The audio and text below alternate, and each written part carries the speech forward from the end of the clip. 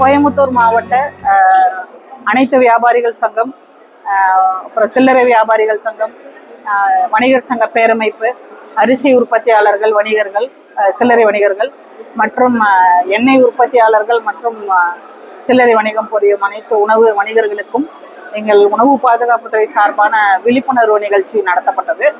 இதில் உணவு பாதுகாப்பு மற்றும் தரங்கள் சட்டம் 2006, அதன் விதிகள் விதிமுறைகள், இப்போ லேட்டஸ்ட்டாக நமக்கு அப்டேட் பண்ண கைட்லைன்ஸ் எல்லாமே அவங்களுக்கு விரிவாக எடுத்துரைக்கப்பட்டது. ஒரு உணவு வணிகம் செய்யும் இடத்திற்கு FSSAI லைசன்ஸோ இல்லை பதிவு சான்றோ விற்று கொள்முதல் அடிப்படையில் பெறவில்லை என்றால் அதுவே முதற் குற்றமாகும். ஸோ அதையும் அவங்களுக்கு விளக்கி சொல்லி ஒரு உணவு வணிகர்களுக்கும் அவங்களுக்கு உண்டான பொறுப்பு மற்றும் கடமைகளையும் அவங்களுக்கு சொல்லியிருக்கோம். உணவு வணிகர்கள் தரமான பாதுகாப்பான உணவு மக்களுக்கு விற்பனை செய்ய வேண்டும் என்பதை வலியுறுத்தியும், உற்பத்தியாளர்களும் தரமான பாதுகாப்பான உணவை உற்பத்தி செய்து அதை பொட்டலமிட்டு அதற்குரிய விவரங்களையும் அதில் அச்சிட்டு மக்களுக்கு கொடுக்கணும், விற்பனை செய்ய வேண்டும் என்பதையும் அவங்களுக்கு வலியுறுத்தி சொல்லியிருக்கோம். இது எல்லாத்தையுமே விட என்ன செய்யக்கூடாது என்பதையும் அவங்களுக்கு வலியுறுத்தி சொல்லியிருக்கோம். அவங்க விற்பனை செய்யும் இடம் மிகவும் சுத்தம் சுகாதாரமாக வச்சுக்கணும், தரமான பொருளை வைக்கணும். எக்ஸ்பைரி, அதாவது காலாவதி ஆயிடுச்சுன்னா அந்த பொருளை விற்பனைக்கு வைக்கக்கூடாது. விற்பனை செய்யக்கூடிய உற்பத்தி செய்யக்கூடிய பொருட்கள் எந்த தட்ப வெப்பநிலையில வச்சு மக்களுக்கு கொடுக்கணுமோ அதில் வச்சு கொடுக்கணும்.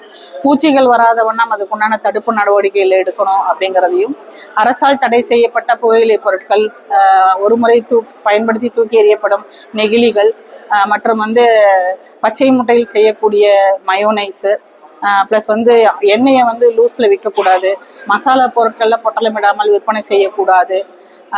பொட்டலம், அதாவது ரீபேக் பண்ணுறவங்க உற்பத்தியாளர்கள்ட்டேருந்து பல்காக வாங்கி இவங்க பிராண்ட் போட்டு விற்கக்கூடிய மறு பொட்டலமிடுபவர்களும் இந்த லேபிள் டிக்ளரேஷன் FSSAI சொல்லப்பட்ட அனைத்து விவரங்களும் கஸ்டமருக்கு கொடுக்கக்கூடியதை அவங்க கட்டாயம் உற்பத்தி தேதியிலேருந்து, பேக் செய்த தேதியிலேருந்து, காலாவதி தேதி, உற்பத்தியாளர் முழு முகவரி, FSSAI licence, veg non veg simple, இது எல்லாமே அதில் வச்சுட்டு மக்களுக்கு கொடுக்கணும் அப்படிங்கிறதையும், தேவைப்பட்டால் அவங்களுக்கு என்ன சந்தேகங்கள் இருந்தாலும் துறையை அணுகுனா நாங்கள் அவங்களுக்கு விளக்கம் அளித்து அவங்களை சரியான முறைப்படுத்தி தரமான பொருளை விற்பனை செய்யலாம் அப்படின்றதையும், 2 பேருக்கும் ஒத்துழைப்பு, துறை ரீதியாகவும் சரி வணிகர்களுக்கு ஏதாவது சந்தேகங்கள் இருந்தாலும் நாங்கள் அவங்களுக்கு ஒத்துழைப்பு கொடுத்து அவர்களும் இது என்ன சட்டத்தில் இருக்குதோ அதை பின்பற்றி பாதுகாப்பான உணவை கொடுக்கணும் அப்படிங்கிறத வலியுறுத்தி இந்த நிகழ்ச்சி நடத்தப்பட்டது.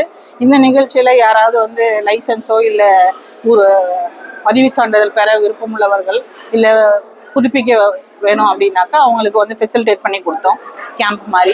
ப்ளஸ் உணவு பாதுகாப்பு மேற்பார்வையாளர் பயிற்சி, அதாவது உணவை கையாளுபவர்கள் அவர்கள் என்னென்ன முறைகளை கடைபிடிக்கணும், ஒரு ரீட்டைல் எப்படி இருக்கணும், ஒரு ஹோல்சேலில் எப்படி இருக்கணும், உற்பத்தி இடத்துல எப்படி இருக்கணும் அப்படிங்கிறதையும் இன்னைக்கு வருகை புரிந்த அத்தனை பேருக்கும் இந்த பயிற்சி வகுப்பும் நடத்தி அவங்களுக்கு உணவு பாதுகாப்பு பற்றிய முழுமையான சட்டத்தில் உட்பட்ட அனைத்து விதிகளும் விதிமுறைகளும் அவங்களுக்கு எடுத்து கூறி எல்லாருமே ரொம்ப கவனமாக எல்லாமே கேட்டிருக்காங்க. இந்த மாவட்டத்தில் தரமான பொருட்களை, பாதுகாப்பான பொருட்களை தான் மக்களுக்கு கொடுக்கணும் அப்படிங்கிறதையும் அவங்க வலியுறுத்தி எல்லாமே அதே கடைபிடிக்கிறோன்றதையும் உறுதி செய்திருக்காங்க. FSSAI லைசன்ஸ் வச்சிருக்கிறவங்க சங்கங்கள், அதாவது முதல்ல அரிசி வியாபாரி சங்கம், மளிகை வியாபாரி சங்கம், சம்மேளன சங்கம், எண்ணெய் வியாபாரி சங்கம், இது எல்லா சங்கங்களும் இதில் கலந்துக்கிறாங்க. ஆல்ரெடி நாங்கள் மளிகை வியாபாரி சங்கத்தில் ஏற்கனவே இந்த ஃபாஸ்டேக் அப்படிங்கிற சர்டிஃபிகேட் வாங்கி கொடுத்துருக்குறோம், ட்ரைனிங் கொடுத்து சர்டிஃபிகேட் வாங்கி கொடுத்துருக்கோம். இது எல்லா சங்கத்தையும் நம்ம அந்த DO வர சொன்னதுனால எல்லாரையும் நாங்கள் எல்லா சங்கத்துக்கும் மெம்பர்ஸை வர சொல்லி ஒரு ஆர்கனைஸ் பண்ணி இதை சிறப்பாக நடத்திக்கிட்டு இருக்கிறோம். இப்போ FSSAI சார்பாக எப்படி நம்மளுடைய தயாரிப்பாளருக்கு எப்படி ட்ரேடிங், எப்படி ஒவ்வொரு பொருளும் எப்படி தயாரிக்கணும், எப்படி விற்கணும், அந்த பேட்ச் நம்பர் எல்லாமே அவங்க சொல்லிக் கொடுக்க போகிறாங்க. சொல்லிக் கொடுத்து கடைசியில் முடிவில் ஒரு சர்டிஃபிகேட் கொடுப்பாங்க பங்கெடுத்த அத்தனை பேருக்கும். இந்த பயிற்சி கிட்டத்தட்ட கடைவீதியிலேருந்து ஒரு 5 சங்கங்கள் இவங்க எல்லாரும் சேர்ந்து நடத்துகிறோம். ஏன்னா இன்னைக்கு இந்த சட்டம் 2006 வந்தது, இது நடைமுறைப்படுத்துறது 2011. இது வரைக்கும் இந்த சட்டத்தை பற்றி இப்போ அதுக்கு பின்னாடி 2 தடவை மாறுதல் ஆகிருக்குது. அதெல்லாம் தெரியாமல் நிறைய வியாபாரிகள் பண்ணிட்டு இருக்காங்க. இப்போ முதல் பெஸ்ட் பிஃபோர்னு போட்டால் போதும், இப்போ அப்படி இல்லை, எக்ஸ்பிரி டேட் கேட்குறாங்க. என்னைக்கு தயாரித்தது, என்னைக்கு அதோட தர முடியுங்கிற அளவு கேட்குறாங்க. அதெல்லாம் நிறைய சின்ன வியாபாரிகளுக்குலாம் தெரியல. பொருள் நல்லா இருந்தாலும் அந்த தரம், அந்த லேபிள் சரியில்லைன்னா மிஸ்பிராண்டட்னு போட்டு என்ன தரம் இல்லாத பொருள் விற்றா என்ன ஃபைனோ அதே ஃபைன் தான் இதுக்கும் கிடைக்குது.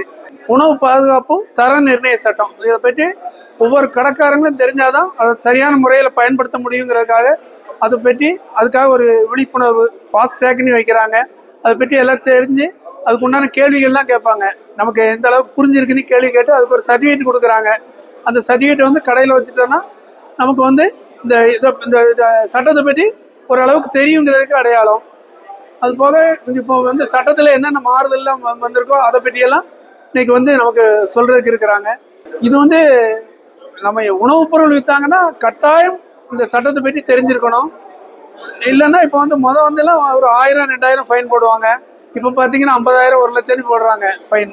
அதெல்லாம் கட்ட முடியாது, சின்ன வியாபாரிகளுக்கெல்லாம் கட்ட முடியாது பார்த்துங்க. அதனால சின்ன வியாபாரிகளுக்கும் இந்த சட்டத்தை பற்றி கொஞ்சமாவது அடிப்படை இதெல்லாம் தெரிஞ்சுக்கணுங்கிறக்காக தான் இன்னைக்கு இந்த ஏற்பாடு பண்ணியிருக்கிறோம். கோயம்புத்தூர் மளிகை வியாபாரிகள் சங்கத்தில் கிட்டத்தட்ட ஒரு 260 மெம்பர் இருக்கிறாங்க.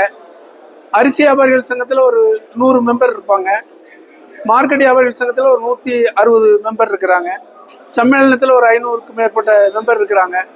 எல்லாருக்குமே நாங்கள் வாட்ஸ்அப் குரூப் வச்சுருக்குறோம். அந்த குரூப்பில் எல்லாருக்கும் போட்டிருக்கிறோம். மேக்சிமம் எல்லோரும் வருவாங்க. வராதவங்களுக்கு நாங்கள் வந்து தனித்தனியாக ஒவ்வொரு அசோசியேஷனில் கூட்டம் போட்டு இங்கே என்ன நடைபெற்றதோ அதை பற்றி முழு விவரத்தையும் நாங்கள் உங்களுக்கு தகவல் தெரிவிப்போம். இதில் வந்து அரசாங்கம் வந்து எல்லாருக்கும் எல்லா பொருள்களும் நல்ல தரமானதாக கிடைக்கணும்னு பல சட்டங்களை ஏற்றுட்டு வர்றாங்க. அந்த சட்டங்கள் வந்து அப்பப்போ சில மாறுதல்களோட வருது. சில பிரச்சனைகளை சந்திக்கும் போது சில மாடிஃபை பண்ணி கொடுக்குறாங்க. அந்த மாடிஃபை பண்ணும்போது அது அடிமட்ட வியாபாரிகளுக்கு சரியாக போய் சேர்றதில்லை அந்த செய்திகள். அதனால் இன்றைக்கி ஒரு விளக்க உரை மாதிரி ஒரு கூட்டம் போட்டிருக்காங்க. எங்களுக்கு வியாபாரிகளும் நாங்கள் என்னென்ன சந்தேகம் இருக்கோ அதை கேட்டுக்கலாம். அவங்களும் போதுமான விளக்கம் தர்றாங்க.